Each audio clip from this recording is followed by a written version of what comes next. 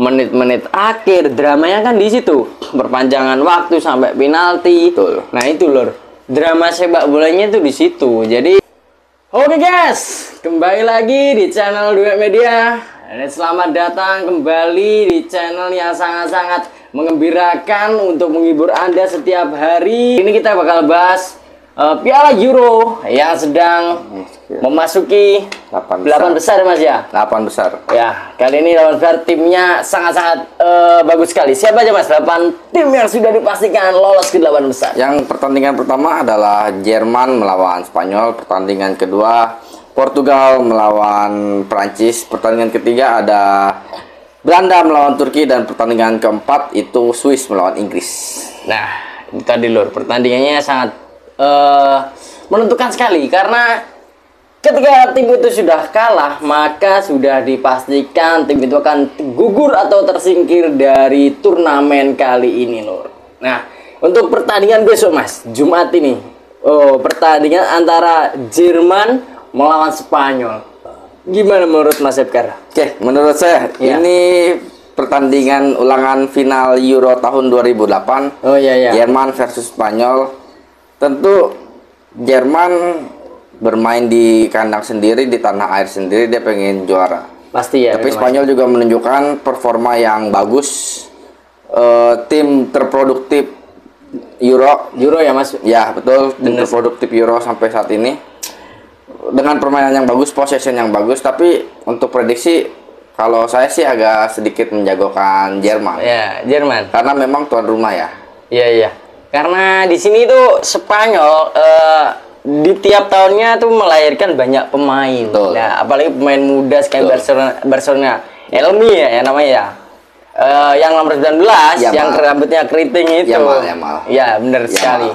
Itu waduh, mengejutkan sekali, Mas. Umur 16 tahun dia udah tampil di piala sebesar ini, Mas. Ya. Gimana menurut sampean menghadapi Toni Kroos yang sudah berpengalaman dari Piala Dunia, Euro, terus banyak sekali lah pengalamannya lebih banyak lah. Jerman tuh kan banyak pemainnya lebih berpengalaman daripada yang sekarang. Spanyol kan baru pemain yang baru ini. Ya.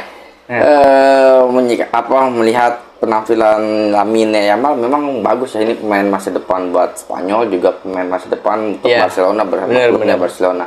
Digadang-gadang seperti Lionel Messi, 16 tahun itu usia yang masih terlalu. Dan dia baru lulus ujian nasional. Iya, baru lulus SMP ya, Mas?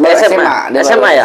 Baru ujian nasional dia. Ujian nasional, dan akibat dia dimainkan di Euro oleh Spanyol. Spanyol itu sekarang setiap gacor, tapi sisi lainnya Spanyol itu harus membayar denda ke pemerintah Jerman sebesar 30.000 euro karena Lamine Yamal ini kan pemain masih di bawah umur. Ada undang-undang di Jerman. Undang-undang di Jerman itu tidak memperbolehkan pemain di bawah umur itu bermain. Ini kan kompetisi profesional ya, udah ada duit itu. Iya, bahkan. Ya.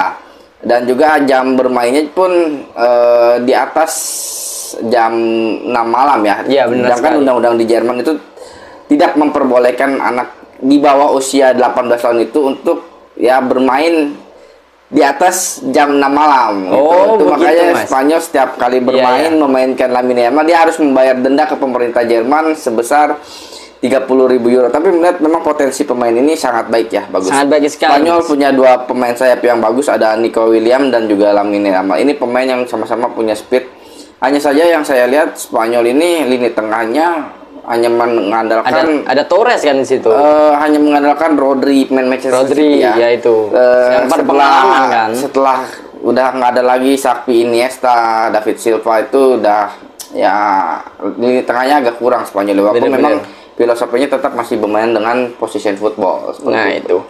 Jadi ternyata lurnya info yang sangat menarik sekali dari Mas Ipkar, tentunya mengedukasi kita, dan ini menambah pengetahuan kita. Ternyata di Jerman di umur 16 tahun tidak boleh bermain di atas jam, ibaratnya jam malam lah ya. Nah itu.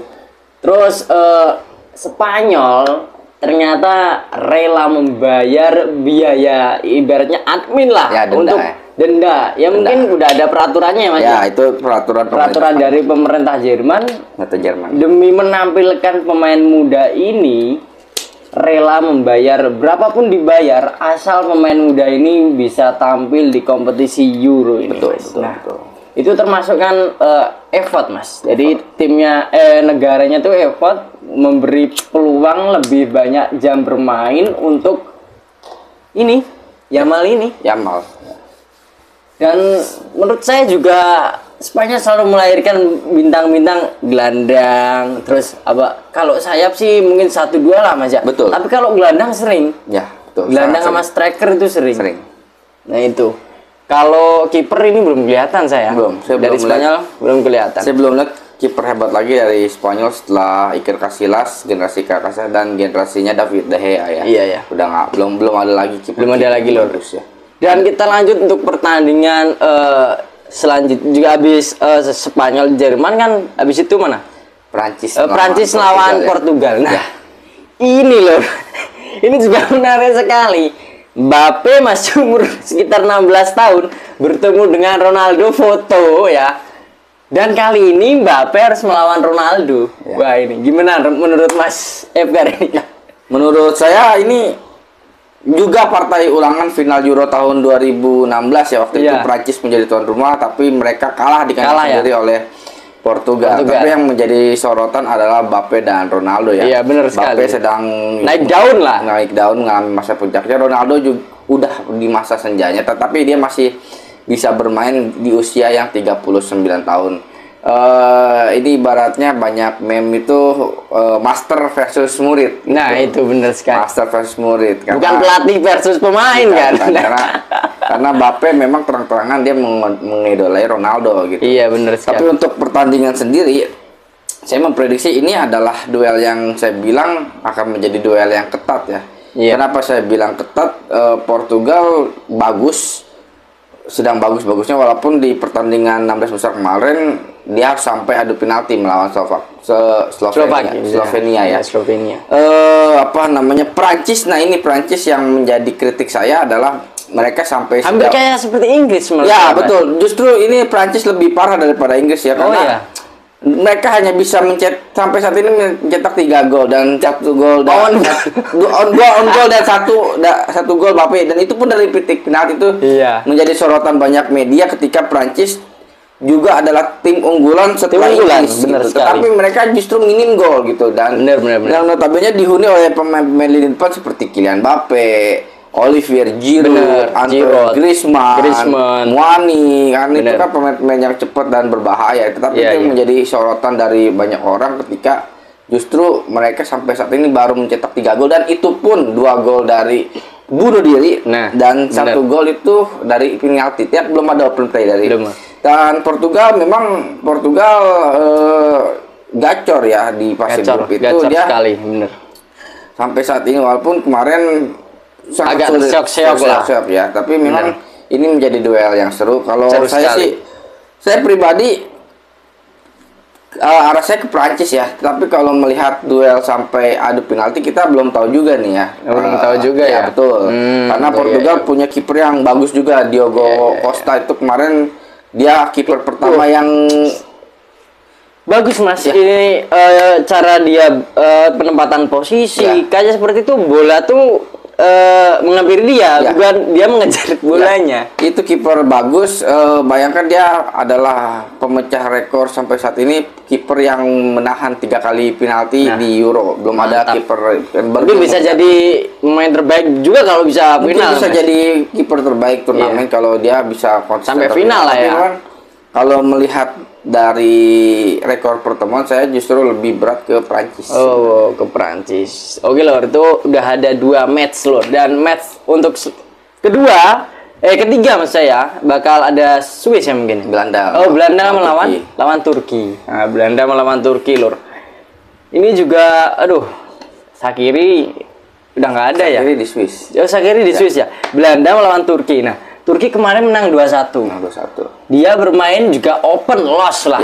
Lewat golnya juga heading. Nah, jadi banyak dia manfaatin tuh servis, Mas. Betul. Lah, dari servis Turki beberapa kali soalnya Betul. Itu.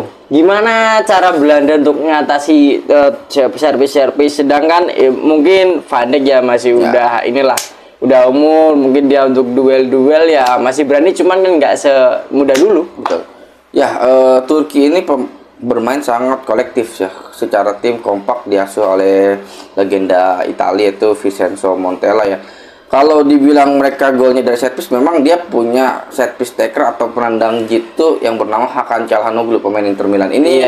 Memang pemain yang punya akurasi set piece, baik dia mengumpan ataupun dia menshooting ke gawang itu sangat baik akurasinya. Memang itu menjadi andalan dia. Tapi melihat dari itu, saya melihat adalah kekompakan dari timnas Turki gitu. Mereka tidak tergantung pada satu pemain. Benar Mas. Arda Güler yang masih muda pun menjadi andalan, tetapi dia tidak terlalu mengandalkan Arda Güler.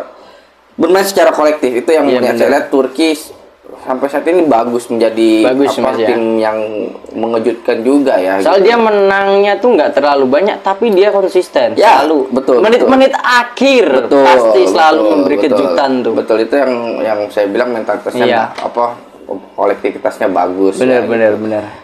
Belanda saya ngelihat bahwa lini tengahnya ini belum ketemu. Cuman ada pemain yang keturunan Indonesia itu nomor 14 ya, Tijani Reiner. Tapi Tijani Reiner itu sebenarnya dia gelandang bertahan, tetapi kemarin di pertandingan terakhir melawan Rumania dia dipaksakan menjadi gelandang serang. Iya, dia nggak ini yang membuka pertahanan lawan. Nah, saya ngeliat bahwa Belanda ini lini tengahnya belum ada yang bisa mengatur. Nah, betul sekali. Dua gelandang tengahnya Veerman dan satu lagi saya lupa pemain PSV Eindhoven itu yang juara Liga Belanda. Belum bisa mengatur lini tengah gitu. Makanya terlihat bahwa proses gol mereka itu lebih banyak dari direct football. Iya, gitu.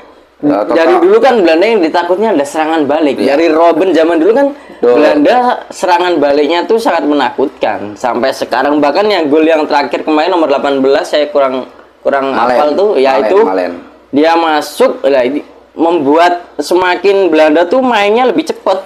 Ya. Nah itu serangan balik dari Belanda memang harus diantisipasi, tetapi nggak bisa selalu mereka mengandalkan serangan balik. Kita lihat di pertandingan terakhir mereka melawan Austria yang kalah 2-0 itu kan terlihat bahwa nggak bisa selalu dia mengandalkan serangan balik ketika lawan yang punya pertahanan bagus seperti Australia. Kompak defense itu memang compact defense sangat baik gitu. Nggak bisa selalu mengandalkan itu. Tapi untuk prediksi saya sih sebenarnya lebih menjagokan Belanda ya. Sebenarnya lebih menjagokan secara kualitas pemain, tetapi melihat Turki bermain kolektif kayak gini mungkin ini juga akan lebih dari 90 menit, entah extra time ataupun adu penalti lur. Nah, itu match ketiga dan inilah match penentu yang terakhir tim mana yang akan lolos lur. Ada Swiss melawan mana? Inggris. Nah, Swiss ini dia pertahanannya dari dulu sangat bagus. Dia sama mengandelin dari wing, dia jarang main dari tengah. Dia selalu dari wing. Dulu ada Shaqiri, dia main dari wing terus.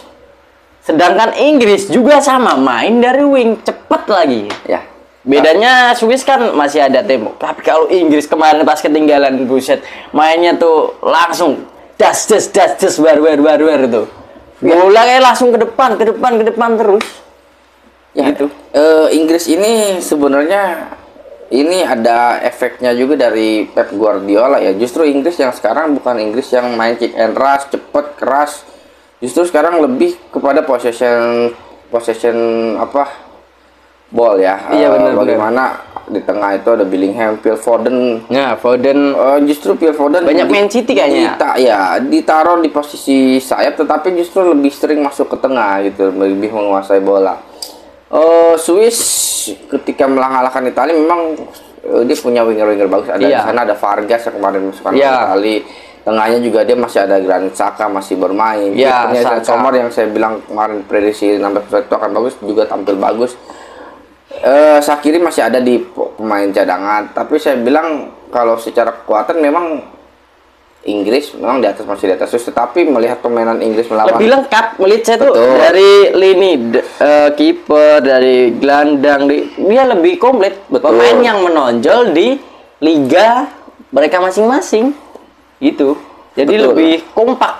Jadi seru, permainan cepat versus permainan yang mengandalkan dia mungkin passingnya jarang long. Kalau Inggris kan masih ada longnya. Itu betul, tapi memang Inggris ngelihat permainan lawan Slovakia kemarin banyak yang banyak yang harus dievaluasi oleh Gareth Southgate ini, terutama yang saya bilang dari awal-awal itu tentang finishing. Kenapa saya bilang finishing ini? Inggris pun sama kayak Prancis, Inggris baru nyetak 4 gol gitu, dan hanya dari 2 pemain, yaitu Jude Bellingham dan Harry Kane. Ngelihat dari daya ledaknya ya, Inggris nggak bisa main seperti lawan Slovakia kemarin. Mau saya bilang masih dinaukin keberuntungan ketika mereka bisa kalah Slovakia di menit terakhir bisa menyamakan dari kedudukan. Ini nggak bisa kayak gitu. Dia ketika ketinggalan dia baru bermain dengan pressing tinggi. Iya benar. Harusnya ketika dari awal dia harus main pressing tinggi. Iya benar. Begitu saya. Cuman asiknya kita nonton bola tuh ya memang harus ada yang tidak seimbang, Mas. Kayak gitu. Menit-menit akhir dramanya kan di situ, perpanjangan waktu sampai penalti. Nah itu lor, drama sepak bolanya itu di situ. Jadi buat teman-teman yang memfavoritkan jagoan tim Euronya ini, kalian bisa komen di channel Duet Media. Kalian setuju atau enggak dengan pendapat dari Mas Epkar dan Duet Media ini? Kalau kalian setuju atau enggak setuju, kalian bisa komen di bawah ya lor ya. Mungkin itu adalah sekilas info dari Duet Media. Mungkin ada saran atau pesan untuk pendengar Duet Media, Mas? Pesannya adalah jangan lupa subscribe aja channel ini supaya Dwi tetap bisa selalu berkreasi memberikan informasi sepak bola yang terupdate. Oke lor, next kita bakal bahas tim Liga Indonesia juga. Nggak harus Liga Euro, nggak harus Liga Spanyol, semua yang berkaitan dengan olahraga kita bakal bahas loh. Terima kasih sudah menonton channel Duet Media. Mantap.